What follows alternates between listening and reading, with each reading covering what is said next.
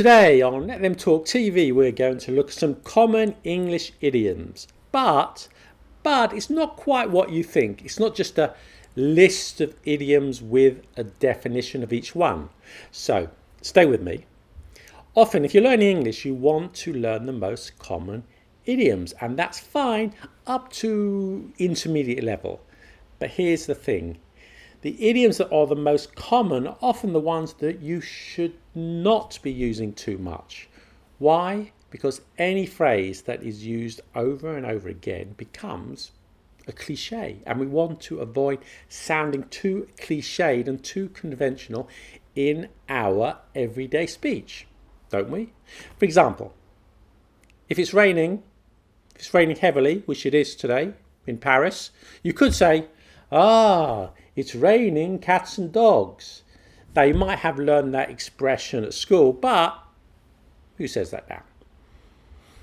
Not many people. Why not? Not because there's anything wrong with the expression. It's quite funny, but it's just become a cliche. We've heard it 100 billion times before. So should you be using expressions that everybody uses? Well, sometimes the opposite is true. We can't be original every time we speak, of course not. But go out and search for original, less well-known idioms. Do not insult the crocodile until you have crossed the river. I like that one.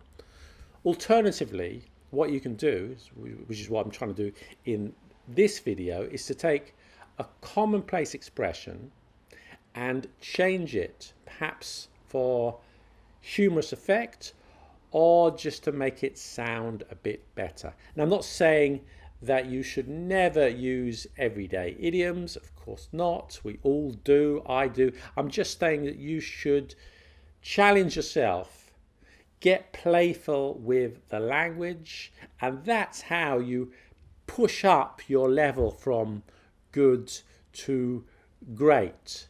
And just before I start, can I say that whenever I make a video about expressions, I read in the comments again and again, are these expressions used in America?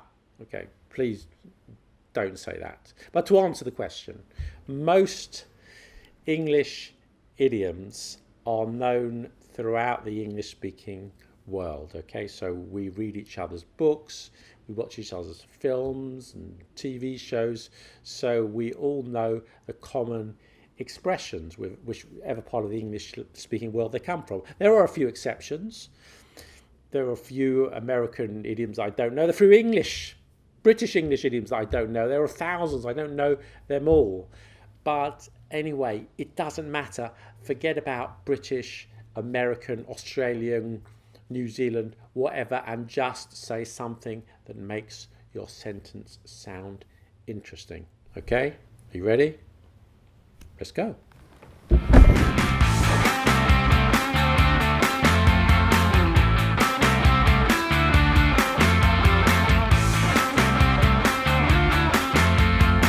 Let's play it by ear, a very useful expression, and this means to act spontaneously, to do things without having planned them in advance.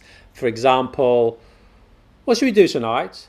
I don't know, let's take the tube into town, meet up with the gang, and then let's play it by ear. Now, my alternative version is let's play it by beer, and this is quite obvious because often our plans change when we've been drinking. So, for example, what should we do tonight? Well, we'll meet in the Dog and Duck in Soho as usual, and then we'll get in some drinks and we'll play it by beer. Okay, good plan.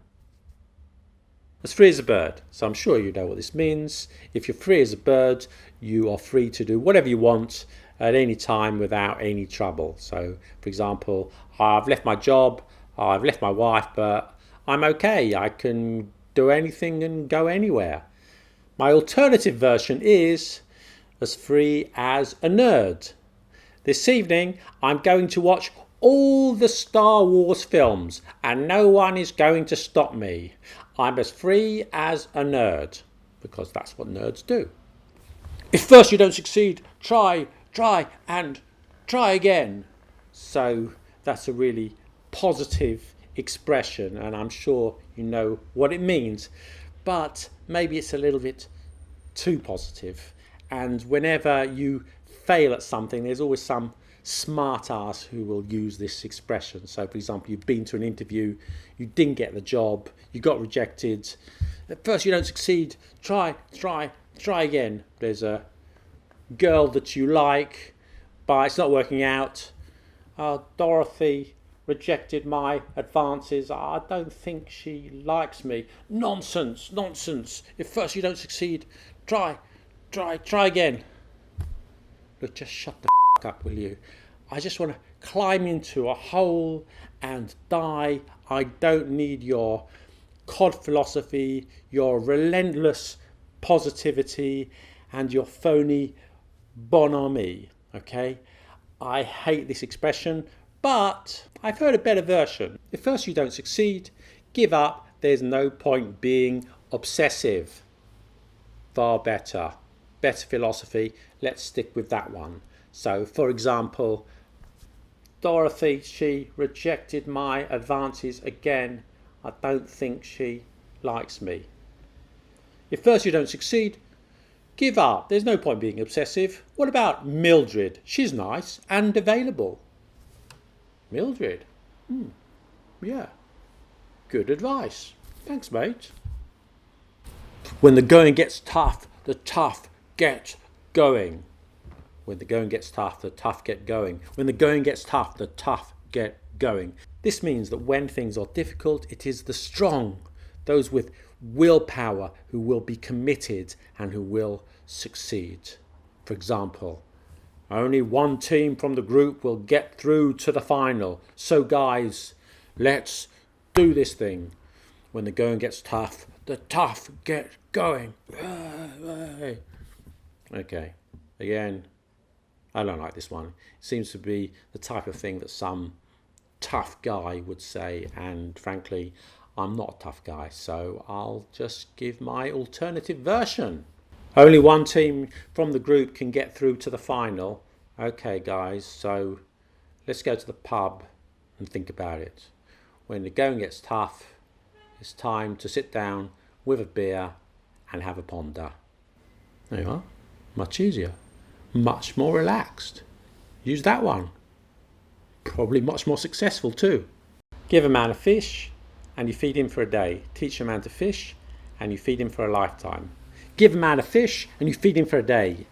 Teach a man to fish and you feed him for a lifetime. Which means it's better to teach someone to do something for themselves rather than just give them something. So, for example, he's homeless and he's begging for money, but deep inside he's quite an intelligent and talented guy. Let's give him a job and teach him some new skills. You know what they say, give a man a fish and you feed him for a day, teach a man to fish and you feed him for a lifetime. Now the problem with this idiom is that it's become a cliche. I've heard it too often, and frankly, if he wants a fish, just give him the fish. Fishing is not a very stable or sustainable industry these days anyway. What with overfishing and the depletion of fish stocks, you might want to encourage him to go on a vegetarian diet, which is better all round. So the alternative version, give the man or woman a potato. He's a homeless guy, but I think he has talent. Shall we give him a job? No, just give him a potato. Really? Yeah. Okay. An apple a day keeps the doctor away. An apple a day keeps the doctor away. I've never really understood this proverb, to be honest. How will an apple stop the doctor from getting to see you? Okay, the doctor can easily parry an incoming apple.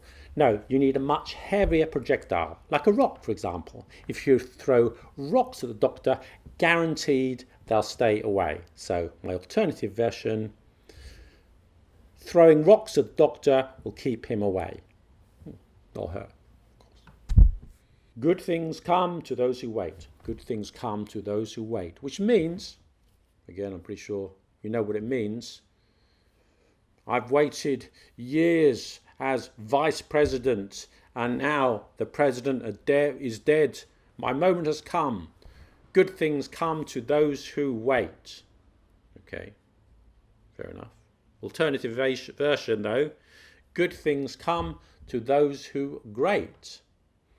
Anyone who knows that pasta tastes better with grated parmesan will vouch for the veracity of this statement. Okay, good things come to those who grate. Yeah.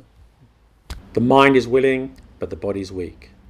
The mind is willing, but the body is weak. This proverb originally comes from the Bible, and it means that you have the intention to do something, but the desire not to do it is stronger. So, for example, this month, I promised I would give up alcohol. I managed to do it for a couple of days, but then I was invited to Sharon's party, and, well, the mind is willing, but the body is weak. Fair enough. My improved version, the mind is willing, but the body is geek. So it's Saturday night and you've been invited out by your friends, but you want to stay in, update your software, run some diagnostics on your computer, play some video games. A geek, by the way, is someone who loves technology. I want to come out tonight, but I think I'll stay in and do stuff on my computer. The mind is willing, but the body is geek. Okay, fair enough. Please yourself. Don't get mad, get even.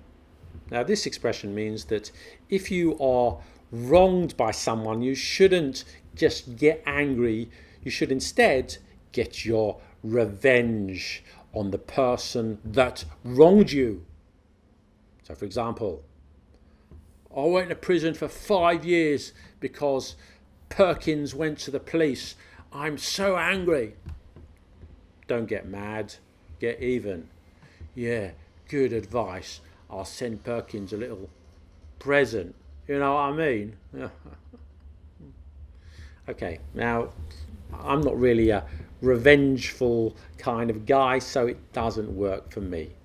My alternative version is don't get mad, get Stephen. Okay, it's much better, and this invokes the image of a super guy called Stephen who will make things right. However, the downside of this new expression is that it presupposes that you know someone called Stephen who can fix things. If not, I'm afraid it's not going to work. Okay, but an example anyway. I went to prison for 5 years because Perkins went to the police. I'm so angry. Don't get mad, get Stephen. Stephen? Oh, okay. You got his number? Yeah, sure.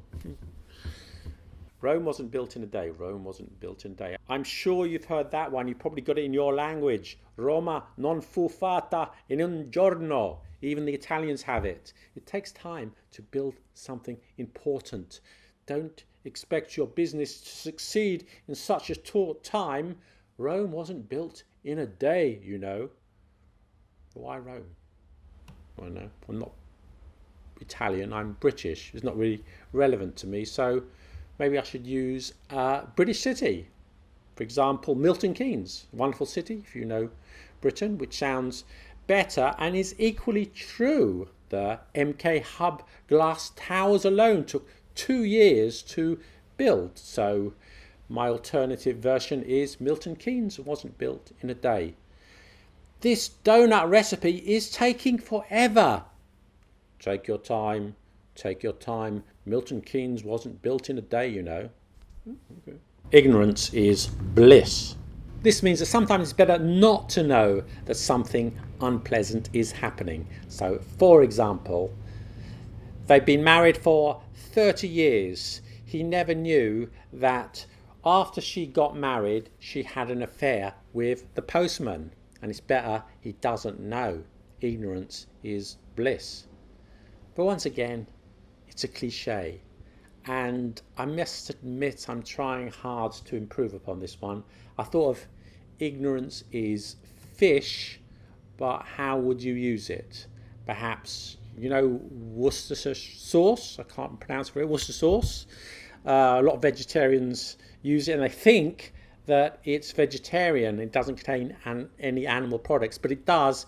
It contains anchovy. So, for example, Doris, my vegan friend, she loves Bloody Marys, and one of the ingredients of Bloody Mary is Worcestershire sauce. She doesn't know it contains anchovy. Oh, never mind. Don't tell her. Ignorance is fish. Admittedly, the frequency that you can use this version of the expression is rather limited. Stupid. What are you talking about? Okay. Note to self, edit that bit out. Better late than never. You're an hour late. Well, better late than never. The alternative version, if you meet someone at a cafe, is better latte than never. You're an hour late. Well, still time for a coffee. Yeah, better latte than never. Now it's your turn. Do you have any improved versions of idioms, proverbs, expressions? If you do, let us know in the comments. We'd love to hear them. Thank you for watching. Fare thee well.